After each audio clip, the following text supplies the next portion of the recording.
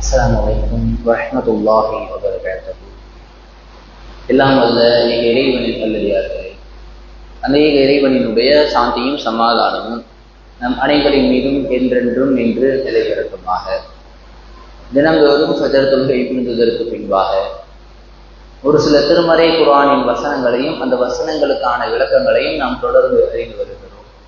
அந்த அடிப்படையில் தற்பொழுது திருமறை குர்ஆனினுடைய 2வது அத்தியாயமான அல் பக்ரா என்கின்ற அத்தியாயத்தினுடைய 207வது வசனத்தை பற்றியும் அது தொடர்பான ஒரு சில விளக்கங்களையும் அறிய இருக்கும். இந்த வசனத்தில் இறைவன் பேசுகிறான், மக்களிலிருந்து ஒரு சில பேர் இருக்கிறார்கள். அந்த ஒரு சில சாரார்களினுடைய தன்மை என்னவென்றால், மை யஷ்ரி நஃப்ஸஹு இப்திகாஅ மர்லாத்துல்லாஹ், அவர்கள் தம்மையே இறைவனினுடைய திருப்பொருத்தத்திற்காக வேண்டி அர்ப்பணித்தவர்களாக இருக்கிறார்கள். வல்லாஹு ரഊஃபுன் பில் இபாத், இறைவன் தம்முடைய அடியார்களின் மீது பேர் இரக்கமுடையவனாக இருக்கிறான் என்று அந்த வசனத்தில் இறைவன் பேசுகிறான். உண்மையிலே யோசிச்சு பாருங்க, எவ்வளவோ மக்கள் வாழ்ந்தாலும் இந்த ஒட்டுமொத்த மக்களில் ஏராளமான மக்கள் இறைவனுக்கு எதிராகவும் இறைவனுக்கு இணை கற்பிப்பவர்களாகவும் இறைவனை ஏசுபவர்களாகவும் இன்னும் இறைவனை புரிந்து கொள்ளாத மக்கள் எவ்வளவோ பேர் இருக்கிறார்கள். அத்தனை பேருக்கு மத்தியில இறைவன் நமக்கு நேர்வழி கொடுத்ததே தெரியுது. அந்த நேர்வழியாளர்களுக்கு மத்தியிலும் ஒரு சில குறுகிய சாராரை பற்றி அல்லாஹ் சொல்கிறான். இவர்கள் எப்படின்னா, இறைவனினுடைய திருப்பொருத்தம் தான் எங்களுக்கு வேண்டும் என்பதற்காக அவர்களையே அவர்கள் அர்ப்பணிப்பார்கள். அவர்களினுடைய உயிரை ஒரு பொருட்டாக மதிக்க மாட்டார்கள். அவர்களினுடைய உயிரையே அர்ப்பணிப்பவர்களாக மக்கள் இருக்கிறார்கள். இந்த சாராரில் நம்ம எத்தனை பேர் யோசித்து பாருங்கள். எனக்கு எதுவுமே வெறுசு கிடையாது, என்னுடைய சொந்த பந்தம் அவர்கள் என்ன சொல்லுவாங்களோ நான் பார்க்க மாட்டேன், ஊரார் என்ன சொல்லுவாங்களோ நான் பார்க்க மாட்டேன், இல்லை என் பக்கத்து வீட்டுக்காரர் கோச்சுக்குவாரே நான் பார்க்க மாட்டேன். எனக்கு தேவையெல்லாம் இறைவனினுடைய திருப்பொருத்தம். இன்றைக்கு இருக்கக்கூடிய இஸ்லாமிய சமுதாயம் எப்படி மாறிடுச்சுன்னா, இறைவனினுடைய திருப்பொருத்தத்தை எல்லாம் 2ஆம் பட்சமாக பார்க்கிறார்கள். ஊர்ல நம்ம கொஞ்சம் கெத்தா தெரியணும், மக்கள் நம்மளை பத்தி என்ன பேசிடுவாங்க, நமக்கு இருக்கிற செல்வாக்குக்கு நம்ம இப்படிலாம் பண்ணா சரிபட்டு வராது என்று சொல்லி பார்ப்பவர்களாக பல மக்கள் மாறிவிட்டார்கள். ஆனால் சஹாபாக்களுடைய வரலாறுலாம் எடுத்து பார்த்தோம்னா, ஏராளமான சஹாபாக்கள் போர்க்களத்திற்கு செல்லும் பொழுதெல்லாம் இருக்கக்கூடிய ஒரே லட்சியம், இந்த போர்க்களத்தில் நம்மளினுடைய உயிரை நம்ம அல்லாஹ்ட்ட கொடுத்துட்டு வந்துடணும், நம்மையே நாம் அர்ப்பணம் செய்து விட்டு வந்து விடணும்.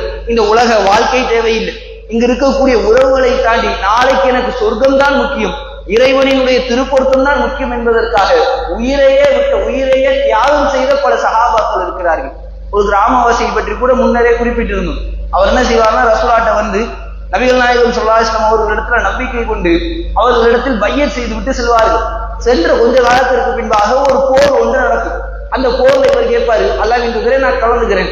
ரசூலா சொல்லுவாங்க, இப்ப நீங்க கலந்துக்க வேணாம், நீங்க இப்ப இப்பதான் ரீசெண்டா இஸ்லாத்துல ஜாயின் பண்ணவங்களா இருக்கீங்க, கொஞ்சம் நாள் போகட்டும், உடனே நீங்க போர்க்களத்துல கலந்துக்க வேண்டாம் என்று சொல்லுவார்கள். அதற்கு அந்த மனிதர் விடாபடியா இருப்பார், இல்ல அல்லாஹ்வின் தூதரே நிச்சயமா அந்த போர்க்களத்துல கலந்துக்கிட்டே ஆக வேண்டும். உடனே ரசூலா சொல்லுவாங்க, சரி அப்படின்னா நீங்க வாகன பாதுகாவலரா இருங்க, அது ஒரு முக்கியமான ஒரு பொறுப்பு, அந்த ஒரு பொறுப்பு, ஆனா ரொம்ப ரிஸ்கான ஒரு பொறுப்புலாம் கிடையாது, அந்த ஒரு வாகன பாதுகாவலராக அவரை ஏற்பாடு செய்வார்கள். அந்த போர்க்களம் நடந்து முடிஞ்சது, இந்த கிராமவாசி ஒரு ஊருக்கு போயிடுவார். ஊருக்கு போன ரசூலா என்ன செய்வாங்கன்னா, கனிமத்து பொருளை சஹாபாக்கள் கொடுத்துட்டு அந்த மனிதர்கிட்ட போய் கொடுத்துருந்துடுவாங்க. சஹாபாக்கள் கனிமத்து பொருளை எடுத்துக்கிட்டு அந்த கிராமவாசியை சென்று சந்தித்து அவர்களிடத்துல கொடுப்பாரு. அப்ப அந்த கிராமவாசி கேட்பாரு, மாஹாதா, இப்படி கொண்டு வந்திருக்கீங்களே இது என்னன்னு கேட்பாரு. உங்களுக்கான பங்கு கிடைத்த கனிமத்துல இருந்து உங்களுக்கு நாங்க கொண்டு வந்து சேர்க்க வேண்டியதை கொடுத்துட்டோம். அவர் வாங்கிடுவார். சஹாபாக்கள் போனதற்கு பின்பாக அந்த கனிமத்து பொருட்கள் எல்லாவற்றையும் எடுத்துக்கிட்டு ரசூலாட்ட நேரா வருவார்.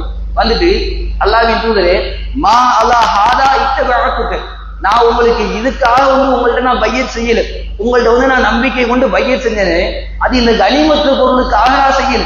வலாக்கின் இத்தபஅத்துக அலா அன் உர்மா ஹாதுனா பிஸஹ்மி, ரசூலுல்லாஹ் சொல்றாரு, நான் உங்கள்ட்ட பையத் செய்தது எதற்காக தெரியுமா, நான் போர்க்களத்தில் பங்கேற்று அந்த போர்க்களத்தில் நான் போராடி கொண்டிருக்கும் பொழுது இதோ என்னுடைய இந்த இடத்தில், அவரினுடைய தொண்டை குழியை சுட்டி காட்டுகிறார், இந்த இடத்தில் எதிரிகளில் இருந்து ஒருவன் அம்பை பாய்ச்சி அந்த இடத்திலேயே நான் மரணித்து நான் சொர்க்கத்திற்கு செல்ல வேண்டும், அதற்காக உங்கள்ட்ட தான் முயற்சி செய்தேன். அவரினுடைய ஆசை உலகத்துல வாழணும், உலகத்துல கண்ணியமா இருக்கணும் என்கின்ற ஆசையை தாண்டி உலக ஆசையே இல்லாமல் உலக பற்றற்றவர்களாக இருந்து மறுமையின் மீது மோகம் கொண்டிருந்தார்கள். ரசூலா ஒரே வார்த்தையாக சொன்னார்கள், இன் தஸ்துகல்லா யஸ்துகுக, நீ உண்மையிலேயே உண்மை உரைத்திருந்தால் அல்லாஹ்வும் உன்னை உண்மைப்படுத்துவான் சொல்லிடுறாங்க. சமீப நாட்களுக்கு பின்பாக ஒரு போர்க்களம் நடக்கிறது. ரசூலுல்லாஹ் ஏராளமான போர்க்களங்கள் முடிந்ததற்கு பின்பாக அங்கு ஏராளமான பிரேதங்கள் எடுத்து செல்லப்படுகிறது.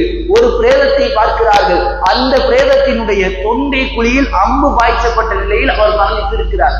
ரசூலுல்லாஹ் பார்த்த உடனே அடையாளம் கண்டு கொண்டு கேட்கிறார்கள், இவர் அவர்தான், அன்னைக்கு ஒருத்தர் வந்து சொன்னாரே அதே போன்று மரணித்திருக்கிறாரே அவர்தானே என்று கேட்கிறார்கள். சஹாபாக்கள் ஆம் என்கிறார்கள். இறைவனிடத்தில் கையேந்தி பிரார்த்தனை செய்கிறார்கள், இறைவா இவரை நீ உண்மைப்படுத்தி விட்டாய், இவர் எந்த அளவுக்கு இவரினுடைய தியாகம் என்பதை இறைவனிடத்தில் பிரார்த்தனை மூலமாக தெரிவிக்கிறார்கள். இப்படி ஏராளமான சஹாபாக்களுடைய வரலாறு சொல்லலாம்.